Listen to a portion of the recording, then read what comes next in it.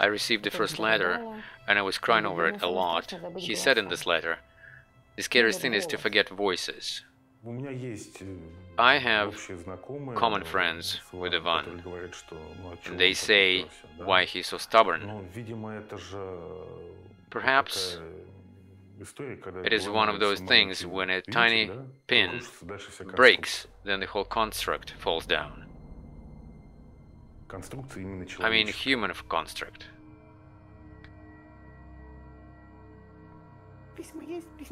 I have good letters from Ivan. He applied all his journalistic talent to write about everything he thinks about, what he reads. He writes about some daily things. The modern media doesn't have any protection. We don't have any way to protect those or save those who write. Did Ivan have a hope to figure out what his father was doing? We never spoke about it because it was taboo. It was hard for me to admit my husband's death. They gave us my father's wedding ring, his wallet, and that's it. They said it was a suicide.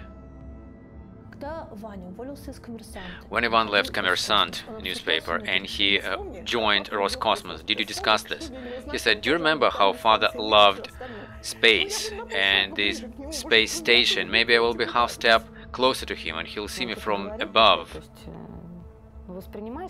They're saying something to you and you kind of perceive it and you kind of digest it and then you realize they say high treason. So if it was top secret, in modern media there is a mechanism to keep an article from being published, and it works very easily. So it means that the mechanism was not engaged on the date then the article was published. He is not a traitor, he's a decent man. He would never do any harm to himself, to his family, or to his country.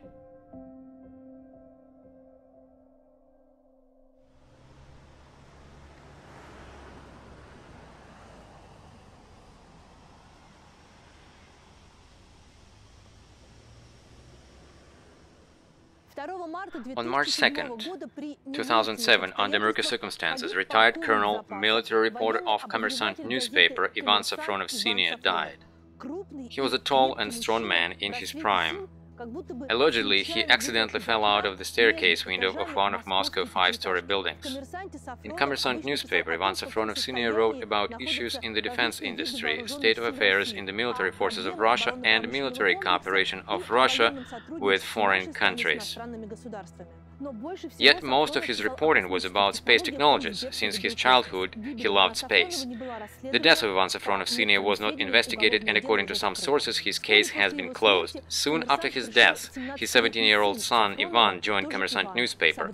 Over time, just like his father, he became a military reporter for Kommersant newspaper, and just like his father, he wrote about the state of affairs in the military forces of Russia, defense industry issues, and military cooperation of Russia with foreign countries. But most of all, Ivan Safronov Jr. wrote about space technology, thus paying tribute to his father. In spring of 2020, Ivan Safronov Jr. left journalism career and joined public service. He became an IT advisor to the head of Roscosmos state-owned company. In the summer of 2020, Ivan Safronov Jr. was arrested and put in the Lefortovo detention center. He was charged with high treason. He spent 2 years and 2 months in the detention center without any visits or phone calls. All materials of the case were classified. From what was leaked to the media, we know that Ivan Safronov Jr. is accused of passing some classified information to his foreign friends, who forwarded it further to intelligence agencies of Czech Republic and Germany. Journalists managed to find this allegedly classified information in open sources, yet it does not change anything, and Ivan Safronov Jr. is facing 25 years in prison. This week, the slowly going litigation suddenly picked up. We met with his mother, sister, and his ex-boss to understand what kind of man Ivan is, what was his journalist work, and why everybody who knows Ivan well thinks that accusing him of high treason is absurd.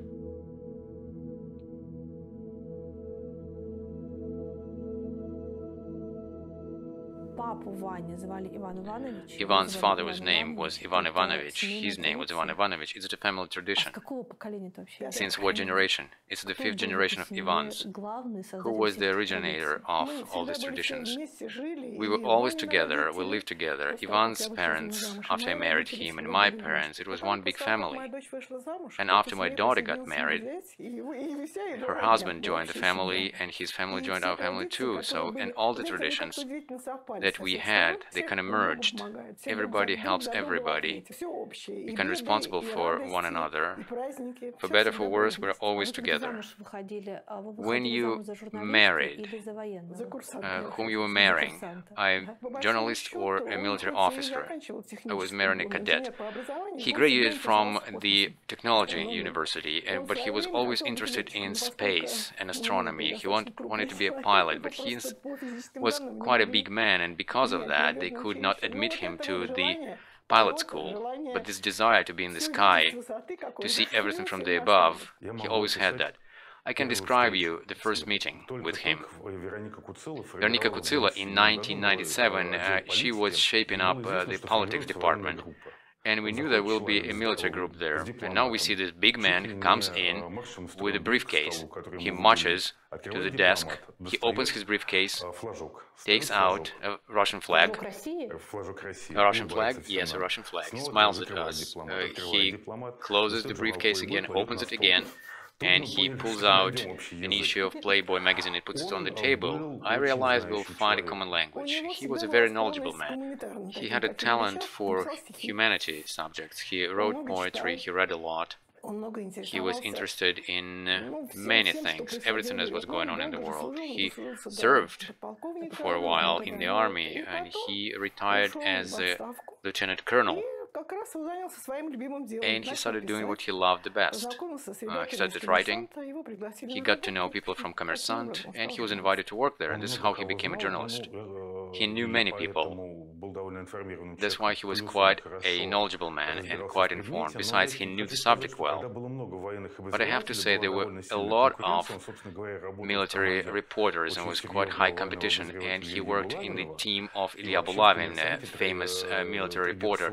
And in Kommersant, traditionally, we had a club of military topics and military equipment, and it should be understood that information environment of the end of 90s and everything that happened after that, I'd say 5-7 years later, so these two times are completely different. It's like there was a forest and then it was burned out. In 1997 there was a forest with flora and fauna, and it was very interesting to work there. But then, when informational streams, they were narrowed and drained, it was more and more difficult to work as a military reporter. Besides, he remembered how it was before. And as Ivan Sr., he managed to kind of sail through that. And also, he loved rhyming.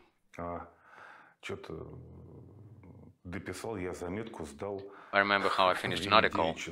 It was 9 p.m. and I know that magazine Vlast, Power, that we were supposed to put together in the night. And then he comes to me and says, "So, Gleb, I see that you eat your bread not in vain." He rhymed it like that, and I heard this rhyming since my childhood, but somehow this time it didn't sound that stupid.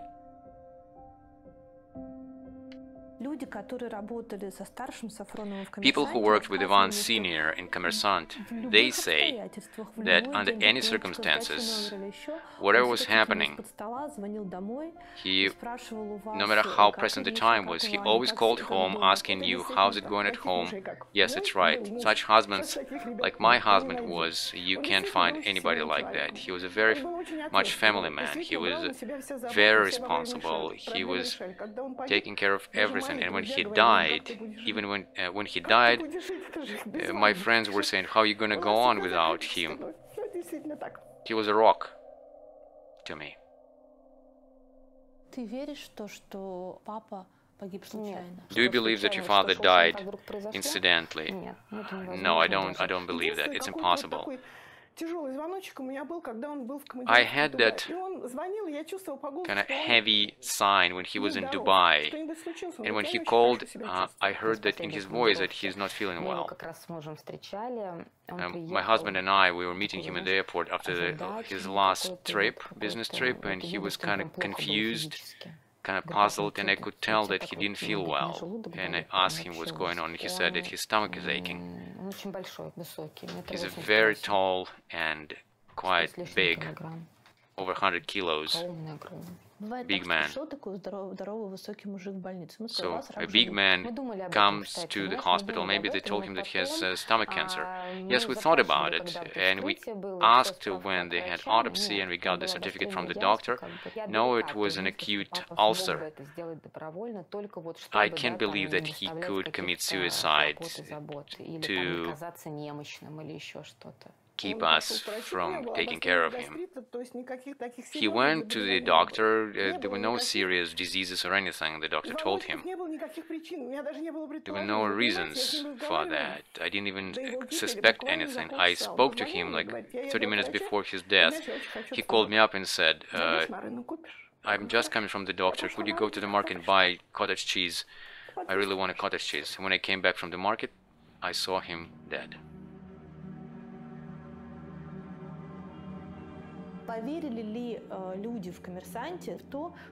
Did people from Коммерсант believe that he fell out of the window accidentally? I don't believe that. I can't speak for everyone, but I don't believe.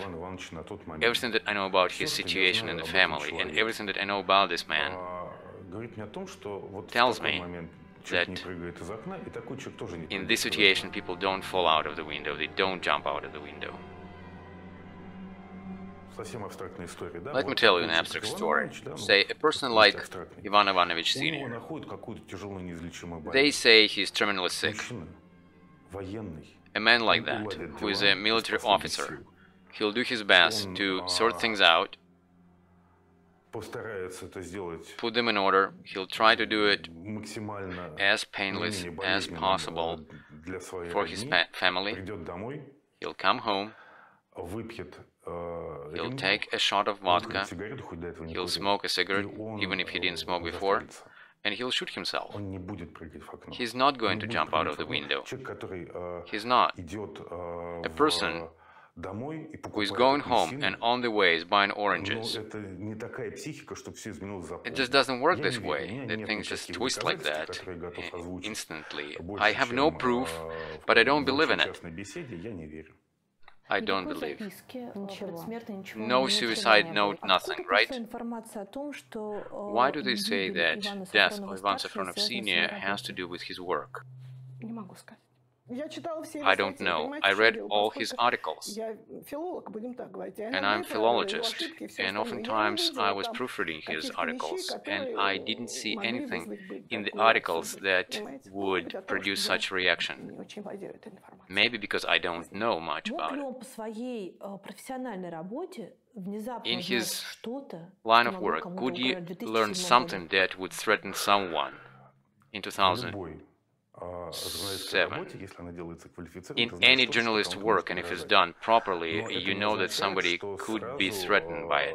But it doesn't mean that somebody who is threatened by the work can do something bad about it. In 2007, journalist knowledge could not threaten anyone. It can threaten only when it's published, when it's broadcasted. Now we have social media where it can go and people can read it, but people who work in the media, journalists, they understand there is a lot above them, and they're supposed to escalate this knowledge, and there are many ways to stop it from publishing. There is a version that somebody learned something about, but frankly, I wouldn't speculate on that. Maybe 30 years later, in some stretched memoirs, we learned something.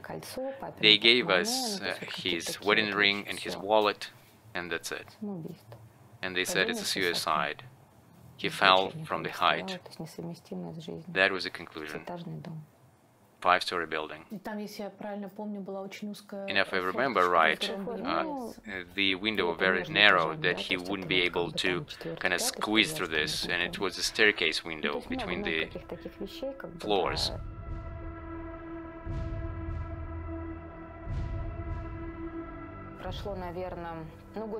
I think 4 years passed, maybe 5.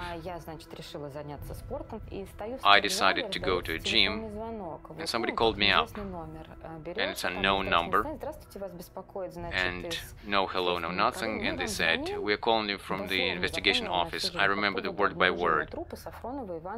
We found the dead body of Ivan Ivanovich, and because Ivan Jr. has the same name, and I almost fainted when they said there is a dead body of Ivan found. Then they probably heard me being kind of stumbled, shocked on the phone, and maybe they felt it and they said, "No, it's about the case of 2007, because I started immediately thinking how I'm gonna communicate this information to my mom." So anyway, so they called me for an interrogation. I called Ivan Jr. and I said, "What's happening?" He said he'll join me, so it was not far from here. So I and him, we went to this office. There are 2 people there, 2 investigators. They have these folders around them. And then they asked, "Who is this? Is it your lawyer?" And I said, "No, it's my brother." And so we're talking, but both of us, we don't understand what they want from me. They didn't know that I was daughter of Ivan Sr. And when I asked them, "So what's going on? Is the case closed?" And they said, "No." So they never called us for interrogation, if you call it interrogation, because the investigator was so surprised that I was daughter of Ivan Sr. It seemed like they were tossing the ball back and forth. They wanted to interrogate me, so I asked them, "Are you interrogating me?" So they kind of started from afar. They showed me some pictures and stuff, and I said, is the case closed?" And they said, "No." They never called me, and they didn't tell me officially that the case was closed. Is the case closed or not? As far as I know, it is. I think nothing is going on there. Again, I'm telling you, so I don't believe for a minute that it was accidental. What happened for real, I think nobody knows. I remember somebody asked us, "Why didn't you push that?" But my mother said that it's not going to bring him back, and it's very painful. And it's irreversible. That was her decision. But if you really look at it, then it's true. But would you start your own investigation? Yes, I had a desire to do that, but then I thought, what is going to change? Maybe I'm saying terrible things, but it's not going to do much. As they say, God is not blind, so maybe we're hoping for something. Maybe something will change. Maybe someone somewhere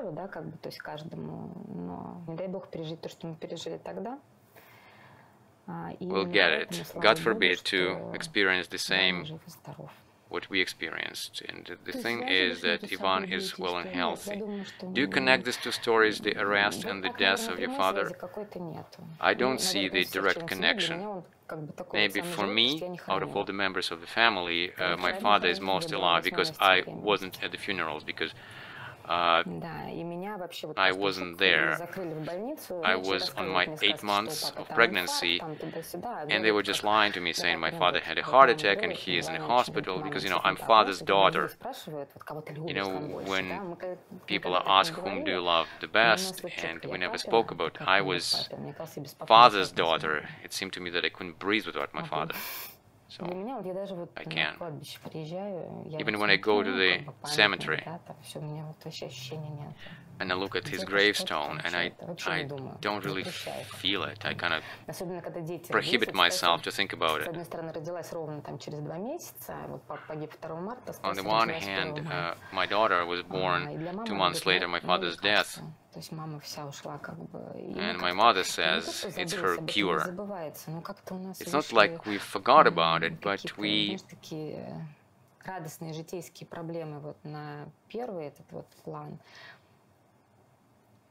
think in these daily routines.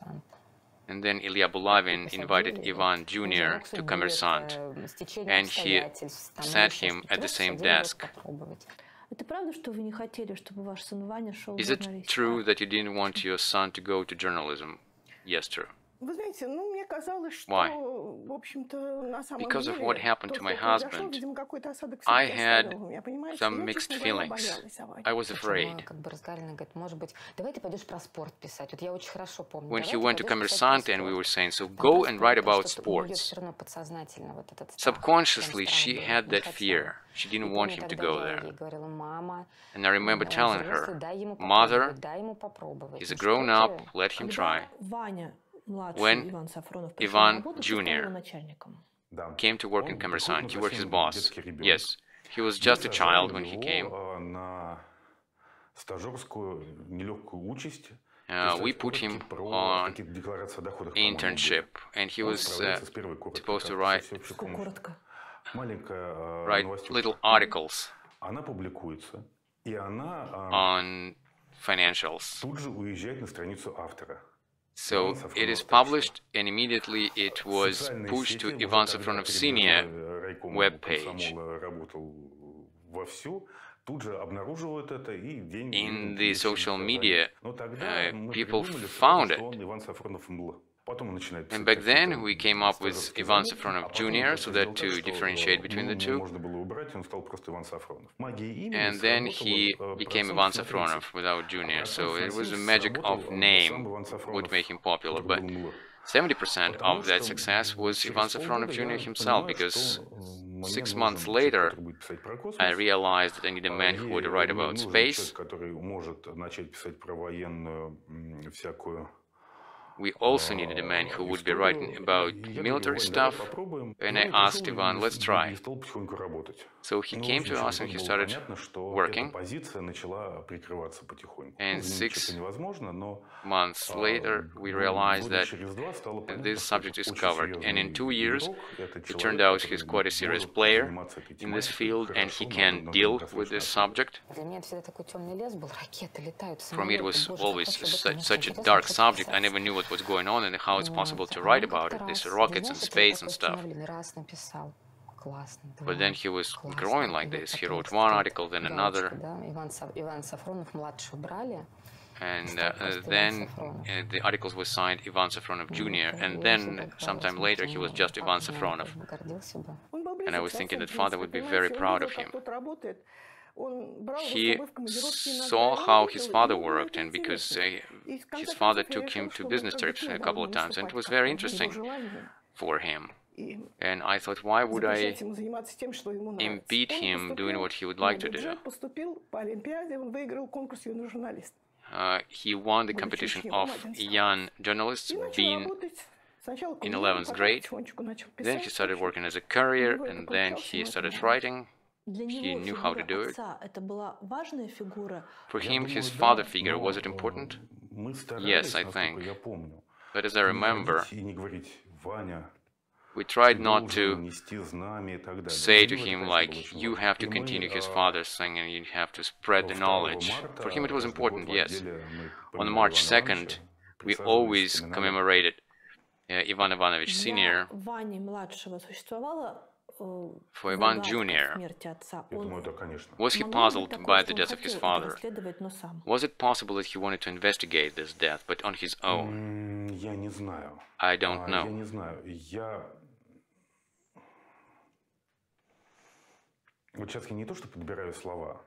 It's not like I'm trying to find the proper words, but I always told him to be cautious. I always told him, so if you feel any danger, then first come to me, we'll discuss it. Then, and if it's big danger,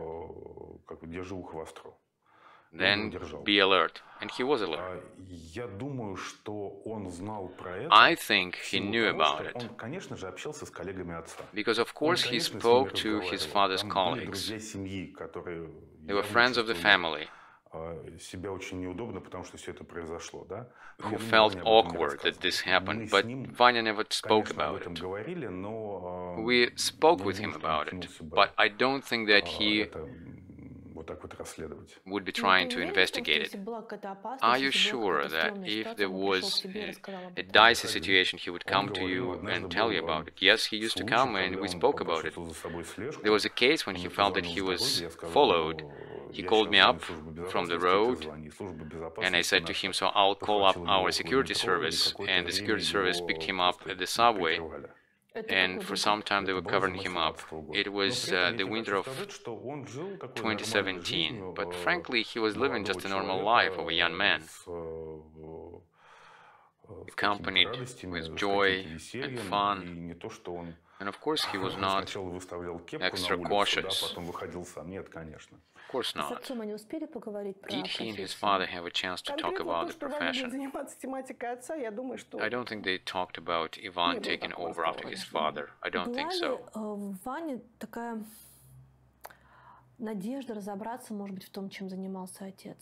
Did Ivan hope that he would try to figure out what his father was doing? We never spoke about it. In the family it was a taboo subject. We tried not to talk about it. I don't think that that was the purpose of his work. He was just doing what he was interested in. I don't think that he was going to dig too deep into it. I think that reporting on defense industry and everything that has to do with financials in Russia, it's almost deadly.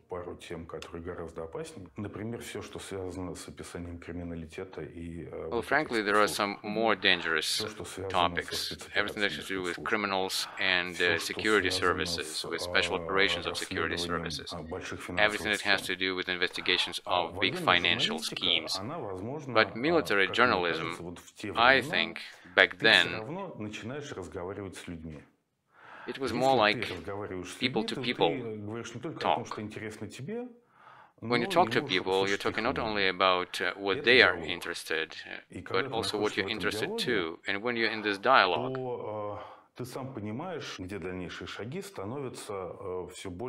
you can sense where further steps can be more and more dangerous. In order to write and publish a text, it should be approved, confirmed, you should have gotten quotations, you had to persuade people to publish it. So, and this normal journalistic work, I think to some point, was mitigating the danger. So many people are involved in publishing any article. A military reporter calls government agency and says, you're doing this and that, I learned something, what your comment would be? And the agency has two ways to go. First, have a dialogue with the reporter and say, yes, we do that, but we need some time to clarify on that. But the second way, that is more and more often used, they call up their bosses and they're saying, help us, stop the journalist and all that. Then we have a problem. And all this makes the work of journalists quite dicey, but it wasn't life-endangering work.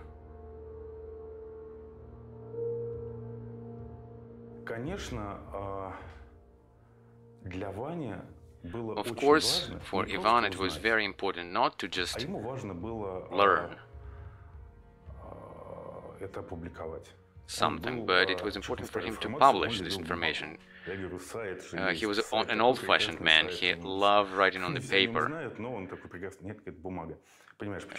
I asked him that it could be published on the website, but he loved the paper. And why do you think he didn't like the website? Because, you know, you can't erase anything from the paper. How often the officials called you? So why to remove the article from the newspaper in the 2010s, for example? So say there should be a very important comment, and they simply don't do the comment, so the article cannot come out without a comment. So then they push article further for publishing, they push the date.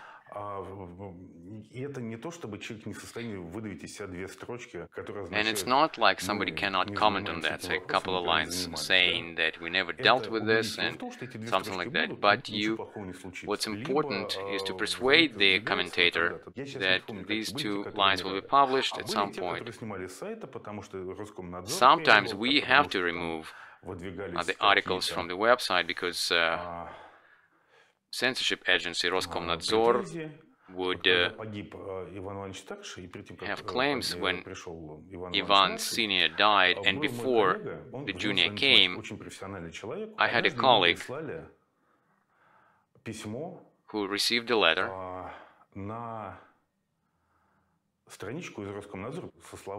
from Roskomnadzor service saying that you lied at every point and you have to write a retraction. And my colleague sat down and wrote an answer in 4 pages, and for each line he had an answer with screenshots, facts, and we read this with the whole office and we sent it out back to the agency.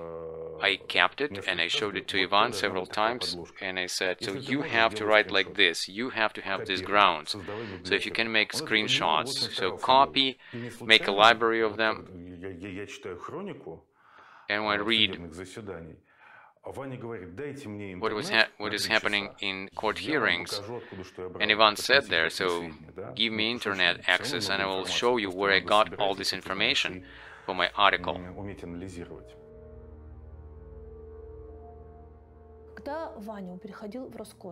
When Ivan joined Roscosmos, did he discuss it with you? Yes, he did. And I told him, Ivan, you're going in a totally different area.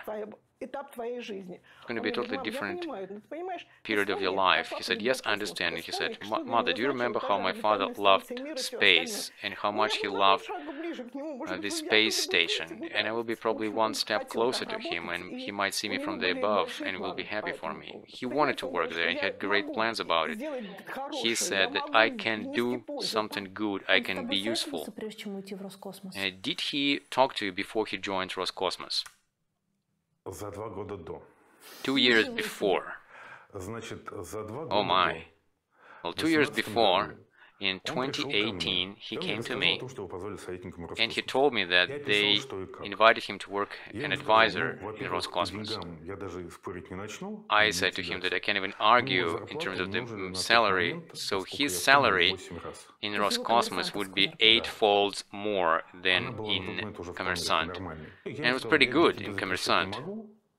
And I told him that I cannot prohibit you from going there, but firstly, I want you to tell the editor-in-chief about it.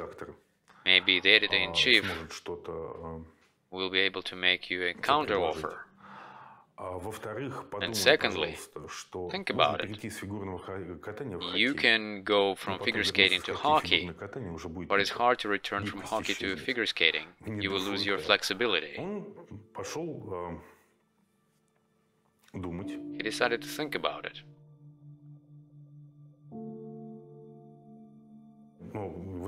He was almost 30, and he didn't have to work overtime. He didn't work till 9 or 11. You can just enjoy all the nice life of corporations.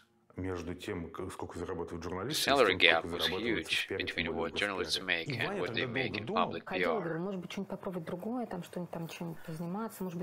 And I told him, try something new, and he was saying, maybe I should try to look at it from a different angle, from the other side. And I told him, try it. You're in such a great age, you can try whatever you want. You made your name in journalism, so try something different.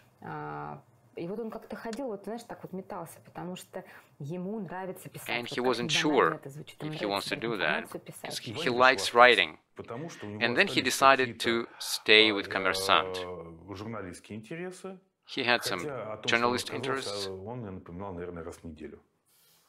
But the thing that he refused the offer, he was reminding me every week, so to speak, kind of joking. He said, "We are launching a satellite, and I could have been with them launching that satellite." I said, "Well, fine." This is how we were joking back and forth.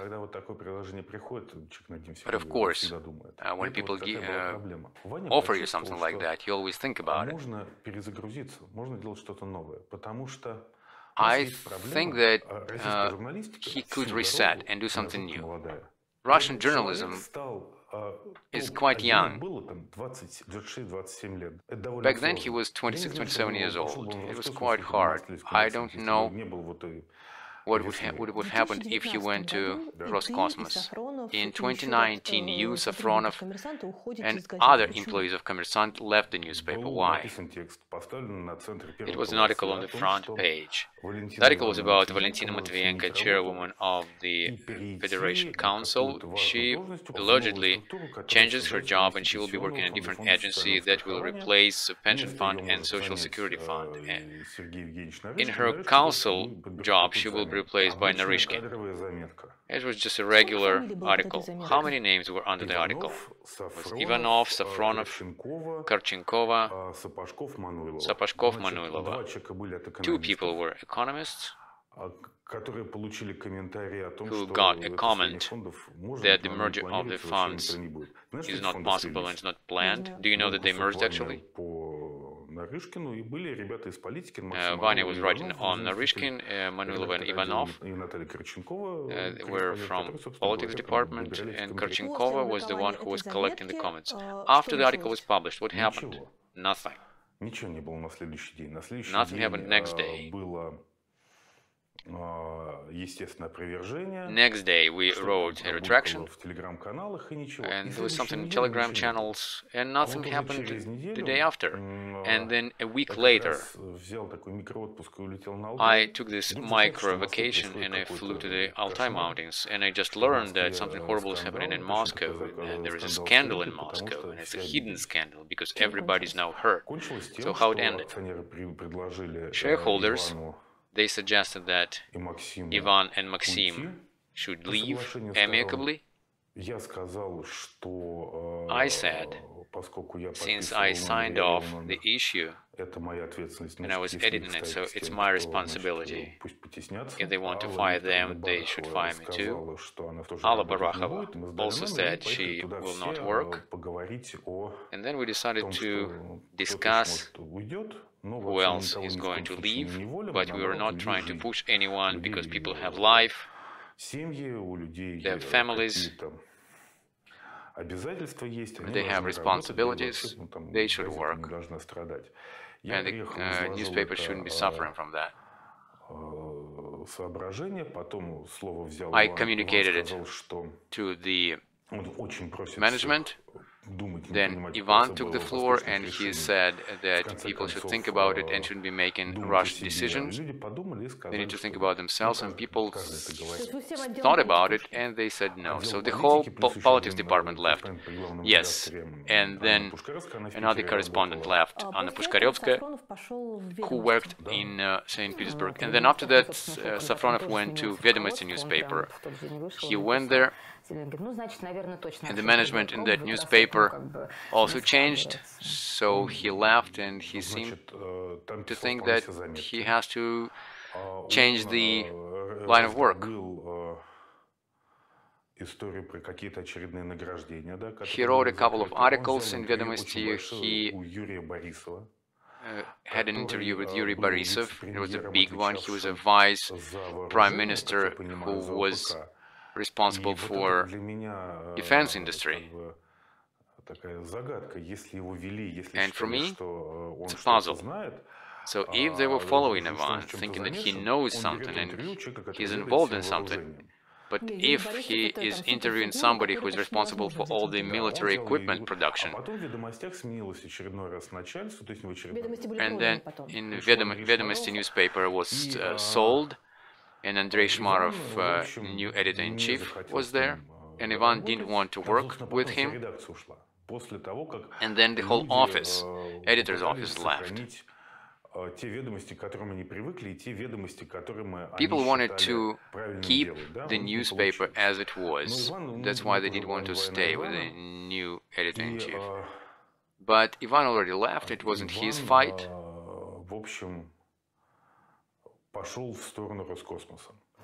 And he went to Roscosmos. I said to him, try, see what's going to happen. And by the way, he didn't have security clearance in Roscosmos when he was working with information. As far as I know, he didn't have any security clearance. Why he called you every day? Because probably I'm anxious mother. For each anxious mother, there is a rebellious child. I never had rebellious children. I was very happy mother in this sense. Besides, we're always near the children. My children studied in the school where I worked, and we saw each other every day. We talked to each other every day. It was a norm. It was interesting for them what I think, where I am, what I do, and I was thinking the same in return. I think it's just an elementary care and a habit. Always. And this is a tradition that we all keep, including my son-in-law, who can call me up and say, how are you doing? I'm at work, but I'm coming soon. For us, it's important to know where, how, and whatever our family feels. When you learned that Ivan is arrested in 2020, did you believe it? First, I thought it was nonsense.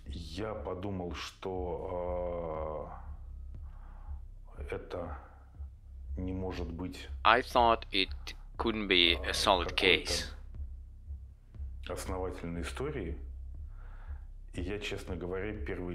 And frankly, for a few hours, I was kind of frozen. I thought they'll figure it out. I thought it was sort of conflict, and I thought that in the evening he'll be freed. It was a mistake. I thought they would put him under house arrest, but they didn't.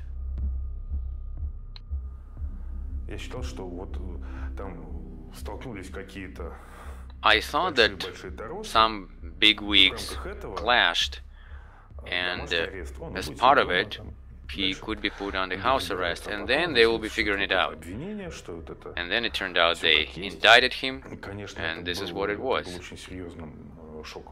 And it was quite a serious shock. Then I learned that the investigation is stuck.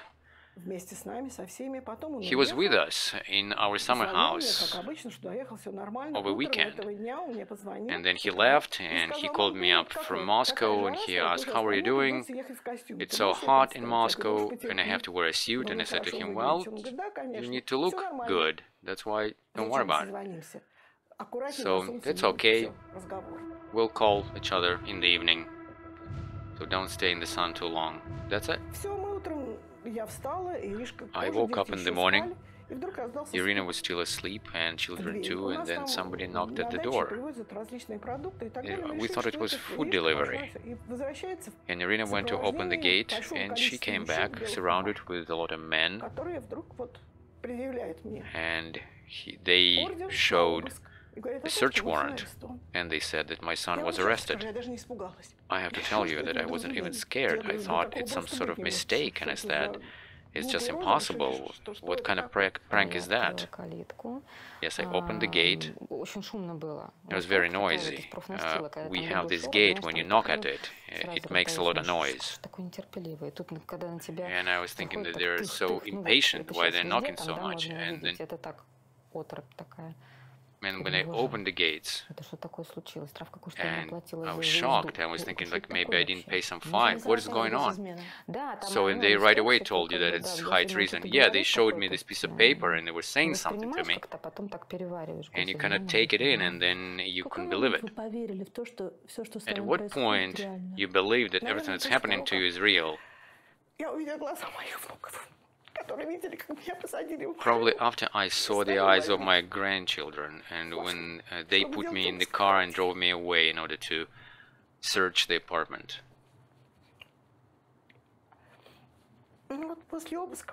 And after the search, when they finished it and everybody left, my friend came and she drove me back to my children. So they're waiting for you there at the summer house, yes. So they drove me there, and at least I calmed everybody down, and we were all together, Irina and my grandchildren, and when they're clinging to me and asking what's happening. This is how we learned what's going on. How did you explain it to your grandchildren? The elder girl, we told her what happened because she saw it. But the youngest, he still doesn't know. We tell him that Ivan is on business trip somewhere. But what to do? The boy turned just 7. And he's missing his uncle, and he's always asking why he can't come to us. Why didn't you tell anything to your younger son? But how can you tell him?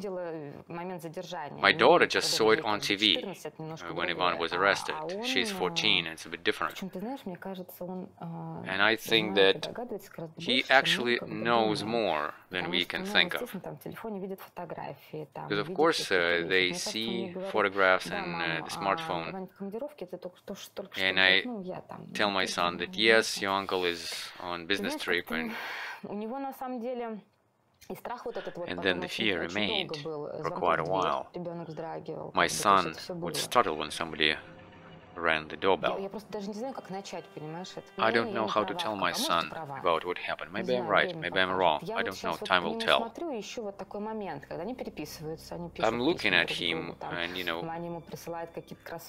they write letters to each other. Ivan sends him toys for his birthdays.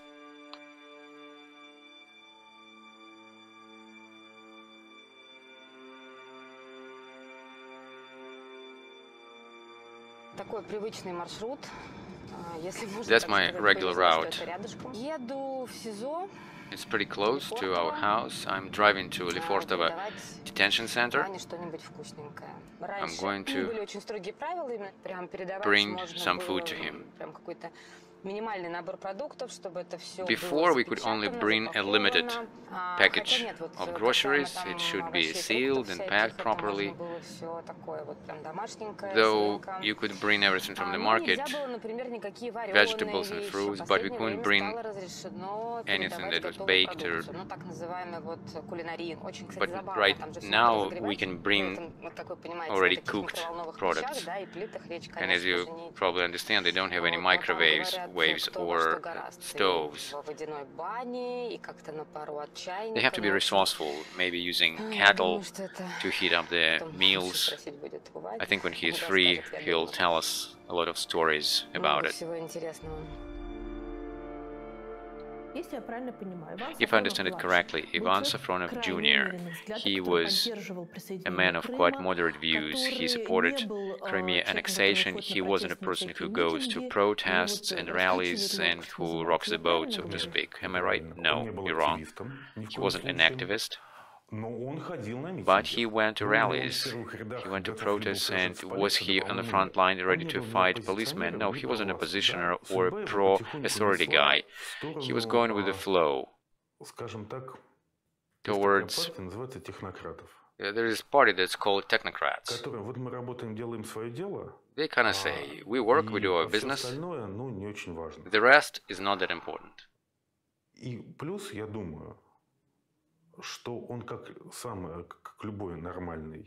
And I think that, like any son of a military officer, he didn't like war.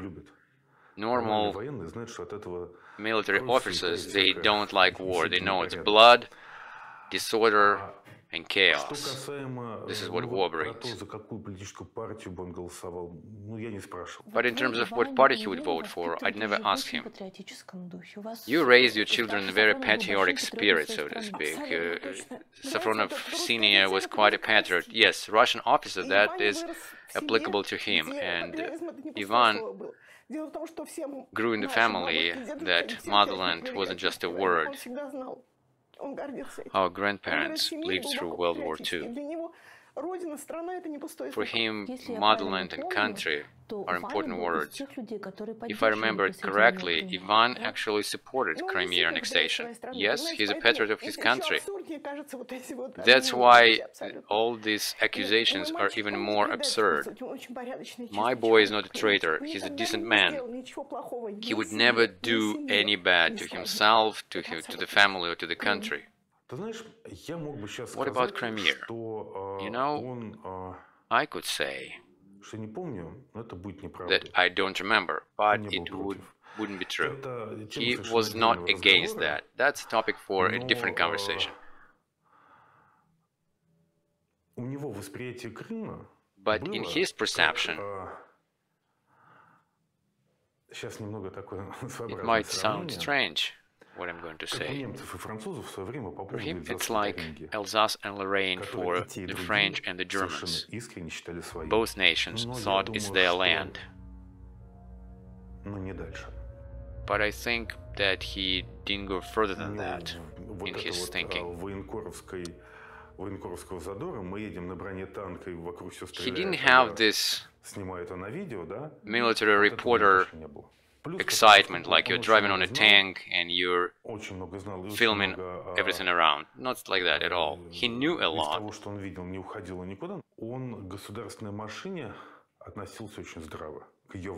His take on the government machine was pretty sober, I'd say, and how it works. He was never a patriot of the bosses.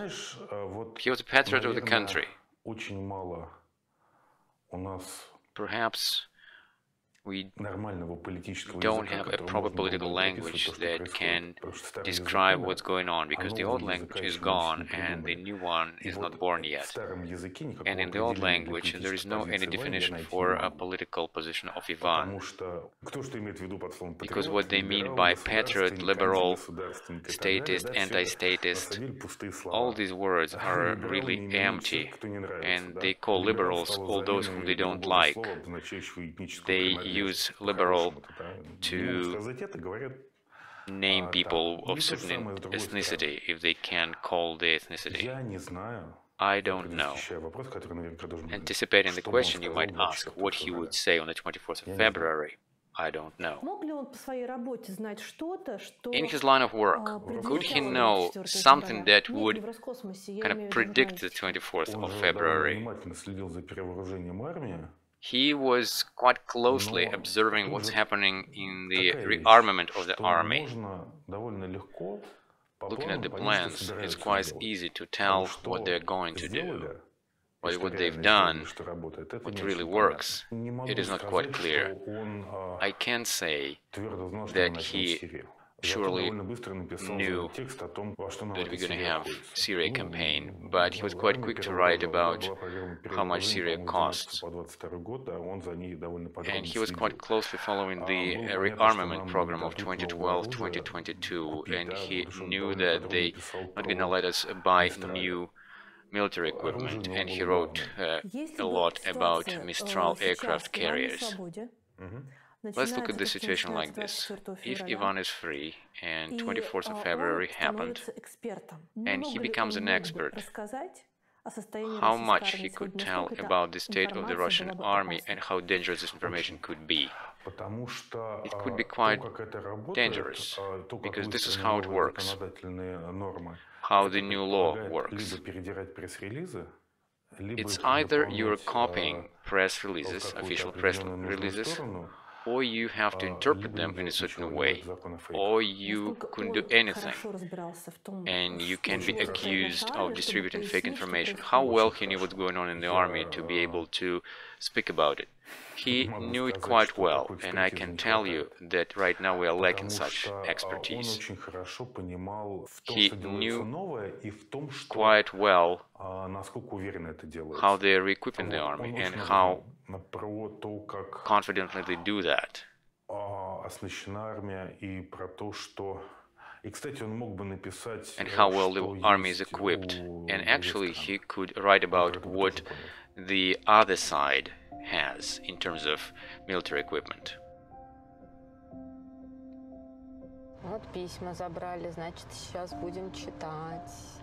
So we got letters from him, so we'll read these letters. It's quite pleasant. Hello, Duck. It is Saturday. I just finished watching a show on NTV channel, so it's time to write letters. I wrote a short message on Wednesday to Mom, and on Thursday I'm writing to you. I'm not going to repeat myself. Everything is cool. I'm fine. And I know that you're the most important thing to me, and the rest are just trifles. Yes, I am extremely sorry to be away from you, but I couldn't do any other way. How to live on after that if I did. So now, everybody in Russia and in the world, they'll know that I'm imprisoned for writing articles. Well, that's great.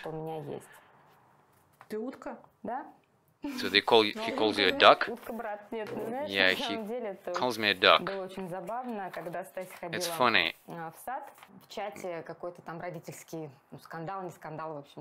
In our kindergarten chat, people were fighting over something, and he said, there are mothers who are bitches, and there are mothers who are like ducks. So you're a duck. So now it's like my nickname. 2 years he's under investigation, and you never went to the court, and only a week ago you were called as a witness. Yeah, and it was for the first time I saw him for 2 years. It was very hard when we couldn't get letters from him. Very tough time. I don't know how it'll go, but the good thing that we saw each other, I saw that he matured and he holds himself up, and it's very important. It's important that he is alive and healthy. Somehow it keeps me going. You didn't go to the court on purpose before? Yes. 2 years passed, and I actually managed to sort of adequately respond to what's going on. And even with you, it's for the first time I give this interview. I didn't go because it was very difficult for me. I didn't go because Ivan loves me a lot, and for him it would be really hard, and I think that he didn't want me to be at the sentence, when the sentence will be pronounced. He's afraid that something bad would happen to me, because it may instigate some diseases in me. I have very high blood pressure, so they know that something bad might happen. So they're trying, my children are trying to keep me away from this. But what would be easier for you? It was very hard to see him, but on the other hand, it was great to see him, my dear boy, right there. But it was very, very hard to see him in this fishbowl. It's awful, and God forbid that anybody could experience that. Was it your idea that you wouldn't go to the court? It was my idea and my brother. We kind of asked each other that question, because we wrote to each other. So you write a letter to him, and he wrote back to me, and sometime, you know, passes before you get the letter, and we don't know how to write letters. In fact, it's really great to write letters. How long does it take to write a letter when you send it to him, and how much does it take when you get the letter back? So yesterday I got the letter from the 13th, dated 13th, and yesterday he gets letters faster because I send it right at the checkpoint. And we kind of asked this question to each other at the same time, and we answered it. It was our decision, and our mother just accepted it. And she explained it to you, that she was very much afraid of throwing him off. He thinks about her, and she thinks about him. To me, for me, it's a bit easier, but hard Так ни though. одного и не было. Phone calls? No, nothing. So they refused it. They didn't allow us to talk. It was my 65th birthday and he wanted to call me, but they didn't allow him. But I get his letters, beautiful letters. He writes letters to me. He uses all his journalist talent. He writes about what he reads, what he sees, some daily things. And I write him about what's happening in our family, what I do, what our children do, about their mood, if even somebody is sick, everything. All news, all family news. He knows what's going on with our family. And he knows that his family supports him. And I always finish my letters, always with you, your mom. What helps him? Support, he says, in every letter, in social media. He values this support a lot, and he tries to respond to everyone who writes to him. He says, I wrote something, could you find the person that I wrote to and pass my message to them? If you remember, there was this case of Dmitry Kolker.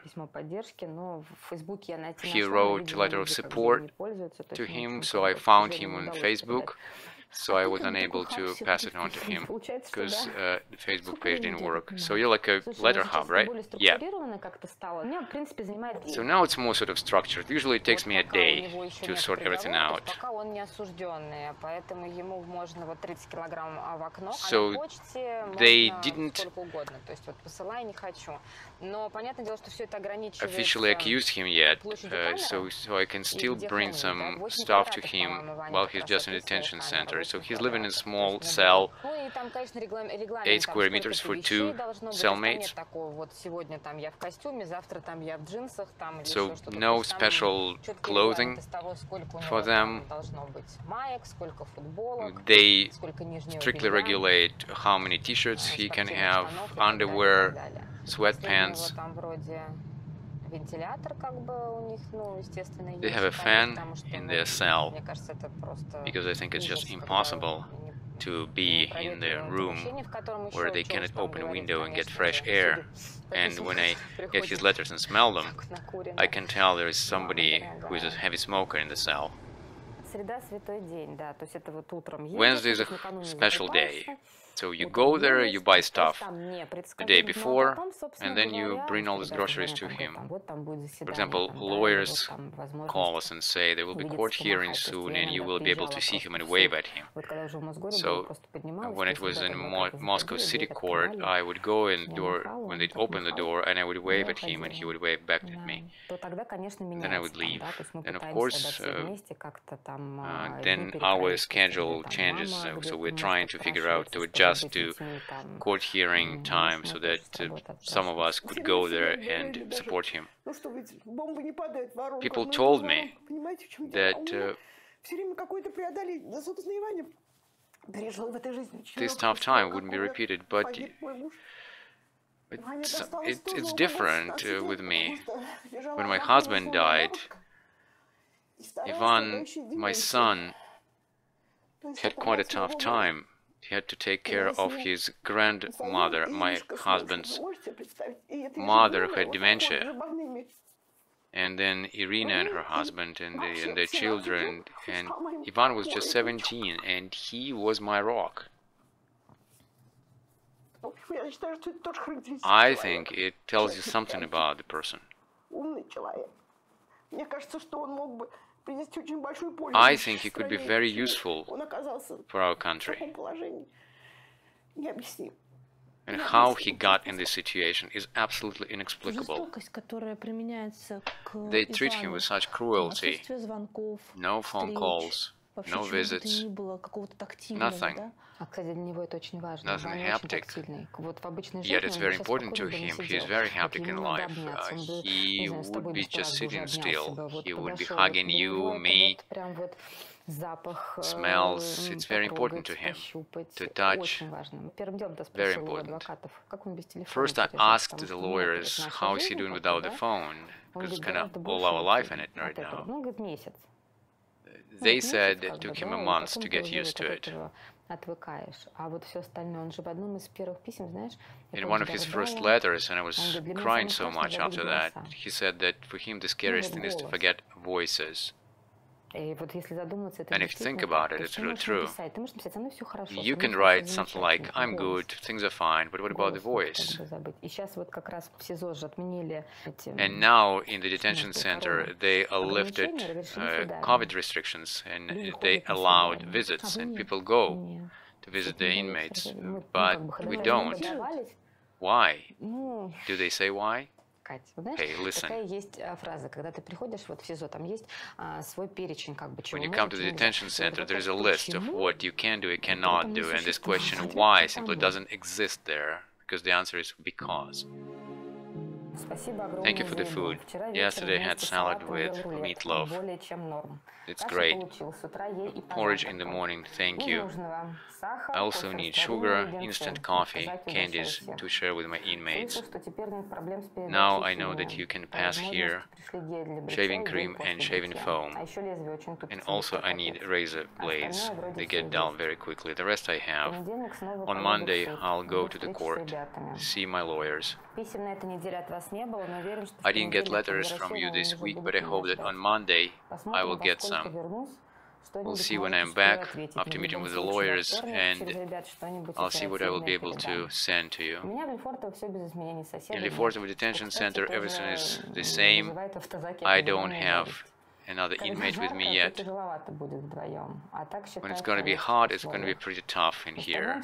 But so far, so good. Ivan has great handwriting. Very, very small. Irina, well, it's readable. Yeah, it's small but readable. We worried that he'll be losing his sight because I read a lot, and actually I read letters for the lawyers too, and I think he has a very difficult handwriting. We're actually quite worried about his eyes because he reads a lot, and we sent him more and more books. I think he's like a platinum client of the library in the prison. He read everything, all classics, all modern literature. And when Gleb asks me how many books you want to send to him, and I say I don't know, because many people send him books. And classics, he reads them a lot, and War and Peace, Crime and Punishment. I was quite careless in literature classes, but he was quite persistent. And my daughter discussed it with him, because at school they're now going through the same school programs, reading the same books. And I always ask him, could you recommend what to read? Something light. He reads everything, and he writes like, oh, that's BS, and this book is great, so you can read it. So he's such a great reviewer. And he also called it like scientific work of Ivan Safronov. He just writes articles and stuff, and he's really good at picking the main thing from the text. I'm a chatter. I'm all over the place. Whereas he's very structured, like he's writing an essay at school. There is an introduction, and so on and so forth. Everything is just precise. Do you write letters to Ivan? Yes. How often? I don't know how many letters he gets. I realized that the last letter I sent he didn't get. He writes me once a month, and I do the same. Sometimes he just sends postcards. It's hard to write to him, because when I'm writing about my life, it's like I'm teasing him. It's like, hey, Ivan, I was there at the archaeological excavation. But I do. Well, you know, I'll write him about some changes in my life. Yes, we write it to each other, and I collected all those letters and put them in a stack, and I hope that this stack will be growing, but I hope that it will be necessary by the time we'll be able to call on the phone. That'd be great.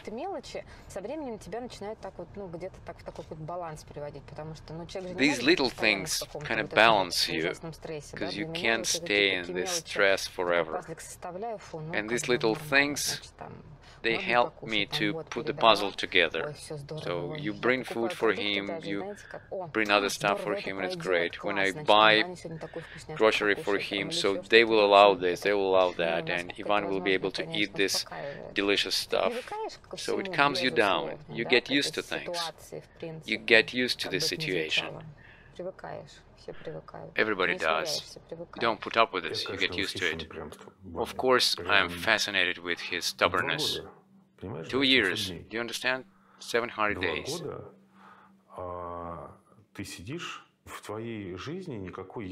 2 years, you're sitting there, no clarity in your life, things may change, they may sentence to a longer term, and you're just alone with yourself.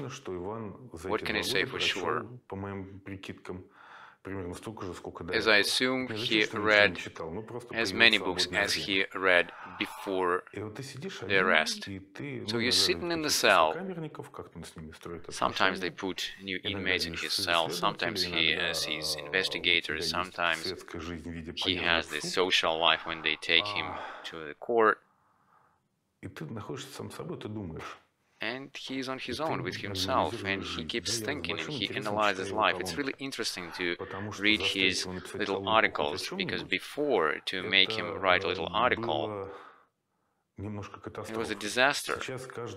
Right now, any graduate of a journalism department in the university, they want to have an article with their name and picture. They don't care about the content. But Ivan is different. Every new year, Kommersant would publish little articles, kind of summarizing the year. Ivan would write an article very quickly. I would read it and I'd say, Ivan, that doesn't go. Could you write it a bit bigger? And he was always resisting that. Now I read what he writes with great interest. It's like, finally he got down to the political journalism. I see how the person is changing. Maybe it's crazy to say, but it's like a weird reality show. But I want it to end as soon as possible. They treat him with great cruelty, and it's not physical, it's moral cruelty. No calls, no visits, he can't touch anyone, can't be explained. Well, that's his stubbornness. Because the system implies that he was supposed to break.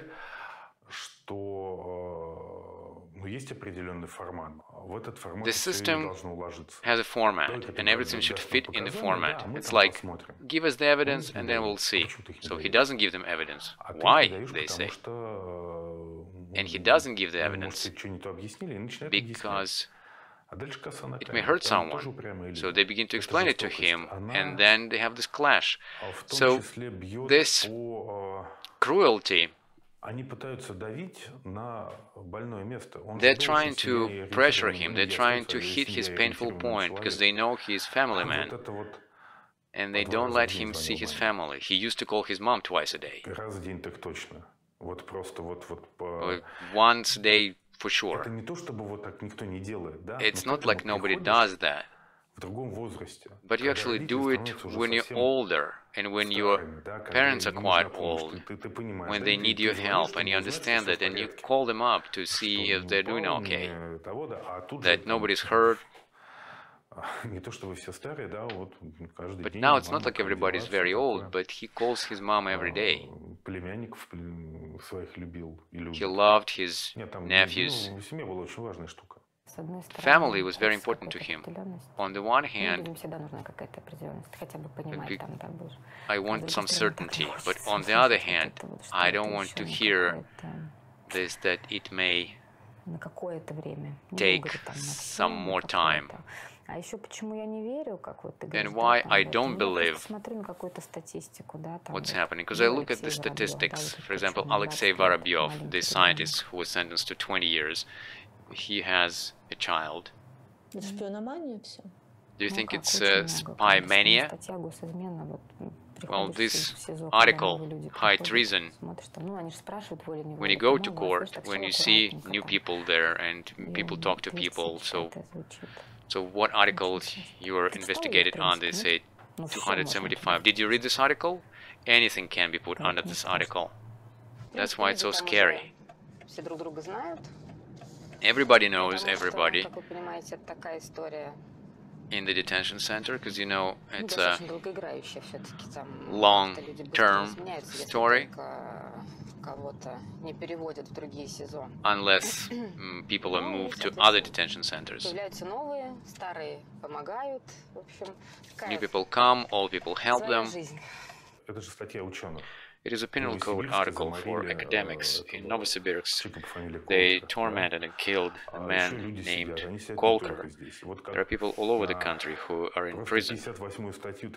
Penal Code Article 58 from 1937 has been split into several articles, one for each social category. Drug abuse article for average people, high treason for scientists and journalists, Article 158 for businessmen. I think it is anti-fraud article, so everybody got one. Now do whatever you want. And none of us can do anything about it. We can't change it. I know, it is an obvious statement. I remember very well, Ivan Pavlov, our lawyer, told us, "You're here, and you think it's so terrible, and it's like the end of the world in prison." But he's already there, and he knows that he can exist there, and now live. And he told us that it should comfort you a little. And frankly, it does comfort us a little. A good thing he is alive and healthy. But it would be great to have this miracle, and that it could come to someone and say, "So my brother is free now."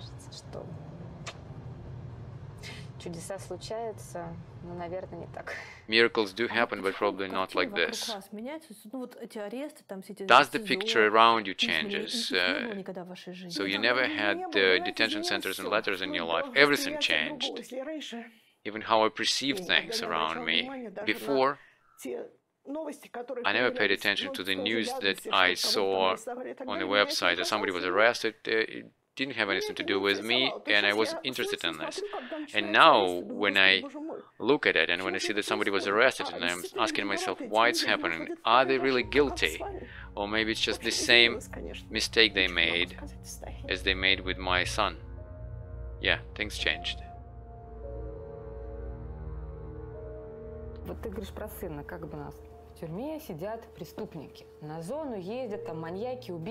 Yes, they say they put maniacs and criminals in prison, and we have this stereotype. And we say, yes, well, they are criminals. But among those, when you look at facts, if you look at Lefortovo detention center, there are lots of scientists there. Many.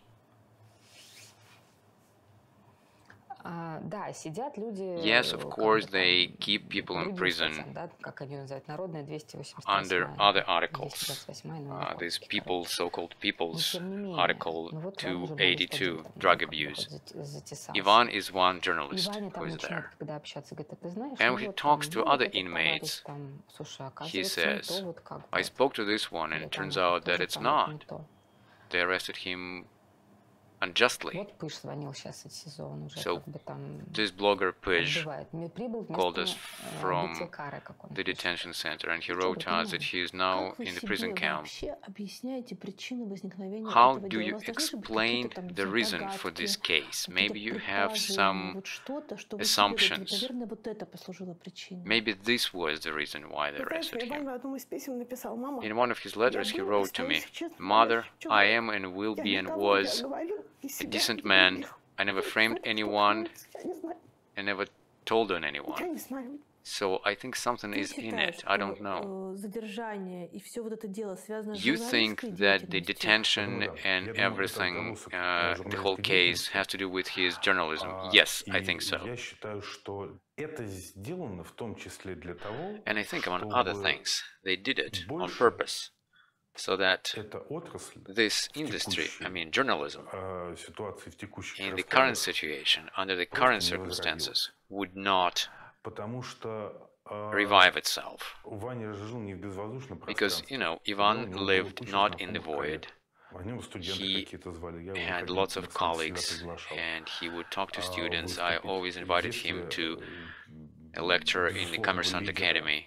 And of course, he was perceived as a leader in the industry of military journalism. And if they treat him like this, it's a good signal to everybody else. It's like, hey guys, listen, be cautious, more cautious. And there are other things to do. Hypothetically speaking, say I'm an editor-in-chief in some publication. A young man or woman comes to me and says, and also I would like to write about military equipment. What am I supposed to tell them? I say, forget about it. Forget. Because the modern media doesn't have any protection. We don't have any way to save those, or protect those who write on the subject. Am I saying something bad? No, it's just horrible what you say. I'm going to say even more horrible thing.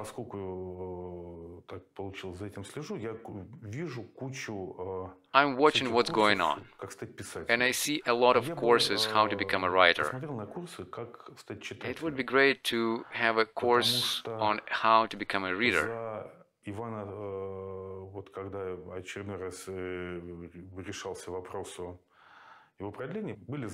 When they were deciding to prolong his imprisonment, those guys who came to protest and wearing t-shirts with his name on it, they detained all of them.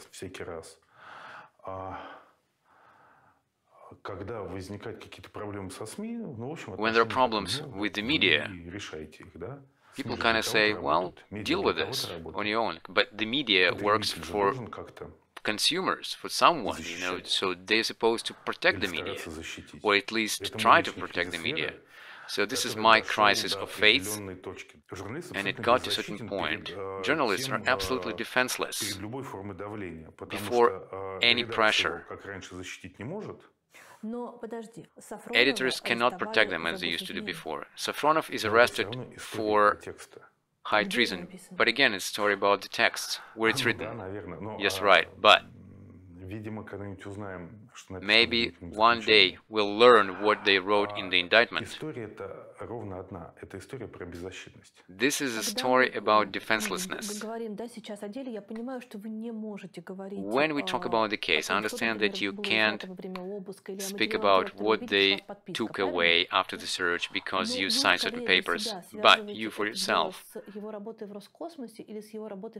do you think that this case has to do with his work in Kommersant or in Roscosmos? I think it has to do with his journalism. That's my conviction. His colleagues of Roscosmos, do they support you in any way? No, they don't call me, I didn't talk to him. What about colleagues from Kommersant? They do. They help me. So how do you explain it to yourself? So something was supposed to be the starting point for this. I think it has to do something with his journalism. And as my mother, I also read his articles, I followed his publications, but I don't know what's important, what's not. But I'm like an average person. I know that he does not have any security clearance. For example, if you expose some classified information, but you have to have security clearance for that. If you do it purposefully, then you have to have security clearance, and you find information and then you expose it. But if you heard something somewhere and then you pass it on to someone, and maybe this is somebody else to blame, the one who blotted it out. But if it's in public domain, the information that you gain, then what kind of secret is that? In his articles, and text that he writes from the detention center, he keeps repeating the same phrase, that he never framed anyone, he didn't tell on anyone, and he stays a decent man. So what it's about? Can you imagine what he's talking about? So I know there are people, but I'm not going to give you names. I think they're trying to bargain with him. They may tell him that, you know, give us information about this and that guy, and it's going to be easier. So give us your sources. I think that that's the reason. I think it's a way to inflate the case about the sources, and we may never learn about it. He is not giving them any evidence on anyone, and I think he follows certain values of his life, and that's why the investigation is stuck, and they didn't get any testimony from him, and everything that he speaks about is quite convincing to me. The rest, I don't know.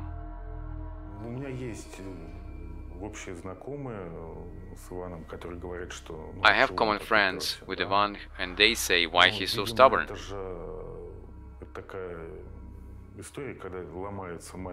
But I think it's one of those things when a little pin breaks, then the whole construct falls down. I mean human construct. Because Ivan, over these 10 years that we worked together, he reflected a lot. He never showed it though. And also, he cultivated this important quality in himself. I'm doing this business and I'm trying to do it well, and I have to be better. That's why I'm good. Why did it happen to him? Maybe somebody didn't like what he was doing. Could you suspect who? They say it's his journalism. Then they recall this shipment article. This is the key article that you can see in all versions of his arrest. This is Su-35 jet fighter shipment. First they put it on the website of Kommersant, then they removed it. I understand the reaction. I understand the reasons for diplomatic scandal. It was this big politics. A high-ranking official of Egypt was in the US, and then it turned out they're buying jet fighters from Russia. Well, when it happens, it happens. TASS information agency reported that the jet fighters are produced in Siberia, and the jet fighters are flying in Egypt just for maneuvers. The article came out at the wrong time. Somebody could be angry. I understand that it's possible. I understand motives and logics. I just don't understand the purpose. So the article came out, you're angry. So what? So if it was such a secret, then in the modern media there is a mechanism how you can keep an article from being published, and it works pretty simple. So then the mechanism didn't work. So on the date of the article, there was nothing there, and then it turns out there was something bad in it. So when you reread the article, do you see any troublesome things in it? No, I don't. In which one do you see something that could draw attention of security services? Well, actually, security services can find anything anywhere. I don't know their logic. I don't work there. But surely this works somehow differently. If they didn't want the article to be published, even FSVTS didn't comment on it. We called them and we said them that we know what's happening. Clearly, they didn't want to comment on that, because actually they give comments only once a year, when the CEO gives a big interview to Ivan, say. But if you in your agency they understand that this information is sensitive, then if you see that, wake up the man who is responsible for communication with the shareholders will figure it out. And again, the worst thing that would have happened, myself sitting at 9 p.m. in the evening, eating a candy, and trying to figure out what to put on the front page instead of the removed article. Should we say that there was someone who was telling us where to go, not to go, to be cautious or not? I don't know. We were quite close with Ivan, and let me tell you this. In Roscosmos, when they hire people, they do a full background check with all the security services. And they did this background check. And then the same people arrested him. So in terms of daily life, how's it going for him now? He said, prison taught me how to laundry, how to cook 3 times a day. He said, it's just great, you know, to do laundry in a trough. He's just joking, of course. His cell is 8 square meters, half of this room, yes, for 2 people. They have 2 beds, 2 bedside tables, and a couple of shelves. And he's alone there, right? Why he's alone? I don't know, nobody will tell you. It's not like somebody comes and says, let's put these 2 together. So what about TV? Yes, he has TV set. He watches central channels, all the central channels, yes, right. He says, I love watching Lord of the Rings on one of the channels. Then he also watches soccer. I wouldn't say he is isolated from information. As a journalist, it helps him to extract the information from this flow. Sometimes, you know, lawyers come and tell us that when they talk to him, he tells them news.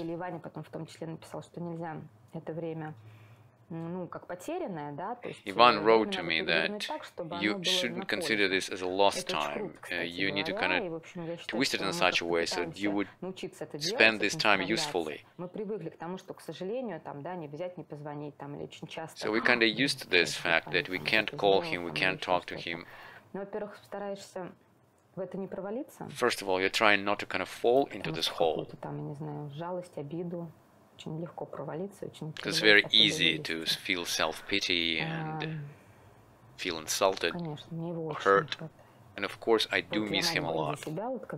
I'm speaking for myself as a sister. I miss him a lot.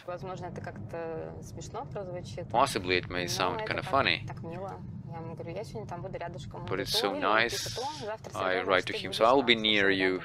It's Wednesday, you're going to be near. What leaked to the world about the investigation? That Ivan had this friend, Martin Larich, who is Czech, and he told him the secrets that this man passed on to the intelligence agencies. Do you know Martin? Yes, he came to our wedding, and Ivan never hid his relationship with Martin, that he's his friend. He's a good guy, and Ivan never hid this. I think friendship with people of different nationalities, what's bad with that? So if that's the case, then you have to stop meeting any people. I don't know what it is, you know. From the outside, when you look at it, we talk, and then anybody can be this spy, whatever. So my friend is married to a foreigner. He's Austrian. Or maybe I shouldn't say that. Martin Lapinch. They call him Safronov's contact, somebody who was passing information to NATO. What do you know about this man? I know that Ivan had a friend in Prague. He often flew to Prague for the weekend. So it wasn't a secret, of course not. Maybe Martin also came to Moscow. I actually don't remember that. So it was the time that probably we'll be telling story about those times to our children and to our grandchildren, that it was possible to buy a ticket and for reasonable money and then fly to Prague and drink beer in Prague. На каком этапе всего этого следствия вы потеряли адвоката? At what stage of this investigation you lost your lawyer? Well, on the one hand, we were very lucky with the lawyers. They're kind and knowledgeable people, but on the other hand, they're always under sanctions. Ivan Pavlov was revoked his license. He had to leave the country, and now Dmitry Talantov is under investigation in the detention center because he is discrediting military forces of Russian Federation.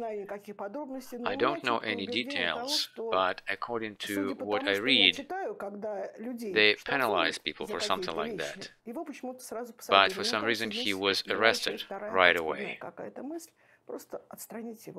I don't know, they just wanted to remove him from the investigation, and since Talantov is not participating in the process, so it really weakened Ivan's defense. So these guys who are helping him now, they're doing their best. Are you paying for the lawyers? I have a great son-in-law who is now protecting our whole family, and he deals with all the matters, with financial matters too. So he's taking care of you, lawyers, and department. Yes, it's all on him. That's why he's working 24/7. In our family, everybody's a workaholic.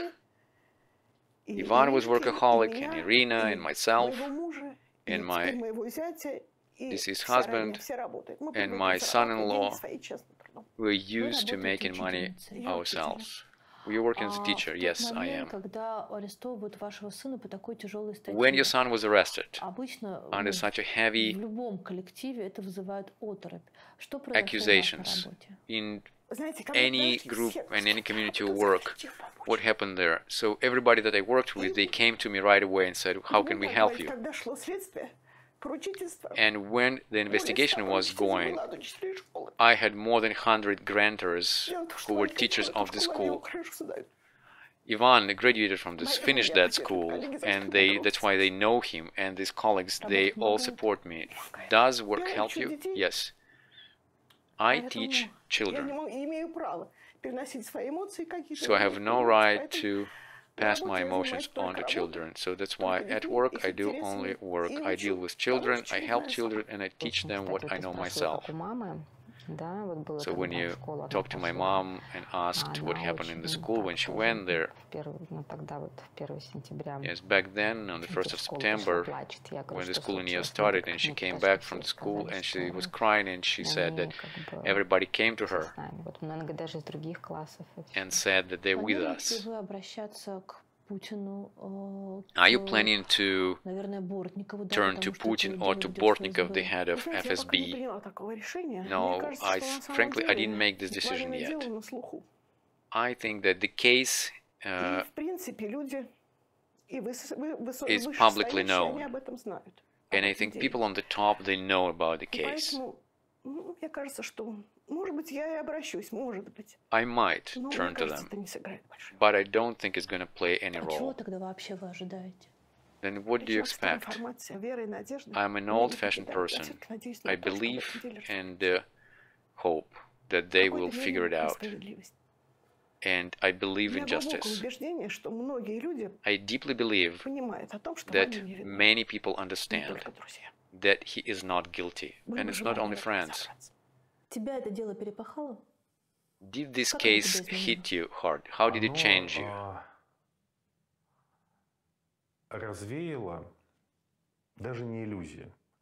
This case not really disillusioned me, but it helped me to get rid of assumptions, because I had this assumption that the system kind of got frozen in a certain state and is not going to develop anymore. But now I can see it is evolving somewhere, and I can see it very well. That's one thing.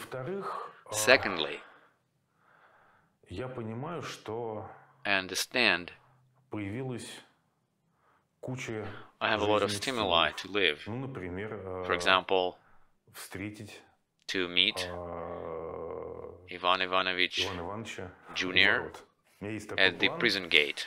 I have this plan. Maybe he'll bring me on the wheelchair there. Are you afraid of the sentence? Yes, I am afraid of the sentence. I try to pep myself up, but I'm really afraid of that sentence. I remember when they arrested him for 2 months in the Lefortovo court, and I saw him for the first time during the appeal, and it was in Moscow City Court. And I saw him behind that glass. That was crazy. I felt so bad. I was trying to pull myself together. Ivan lost 7 kilograms for a week. So in that suit that they arrested him in, he was, that suit was hanging on him like on a hanger. And you can look at his dress shoes without shoelaces. And his eyes were sunken. And all these little things, they kind of hit you. And I will never forget this, his eyes. And I could see how nervous he was. And they don't let you to talk or anything. There were many people in the courtroom. And I was hoping that they will give him house arrest. And when they kept him in the detention center, everything just fell apart. And we were going to the court sessions after that. It was just to see him. And I think that at the moment when we hear the sentence, that number, and when you add it to my age or his age, or to the age of our mother, you understand, right? Just add 20 years, or subtract 2 years that he spent in the detention center during the litigation. Probably I'll have to live up to 90 years and hope that my son will be fine and he'll continue his flight. I have this feeling that it was the first flight of my son, and he was achieving everything with his work, and all of a sudden they just cut it. Very hard. You know your son very well. He's not broken, right? No, he's not. And he won't. He has this spine. He will manage through this. I believe in him. And I'm very proud of him.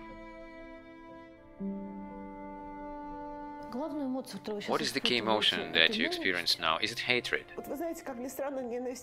No, I don't feel hatred. I have a feeling of acute injustice.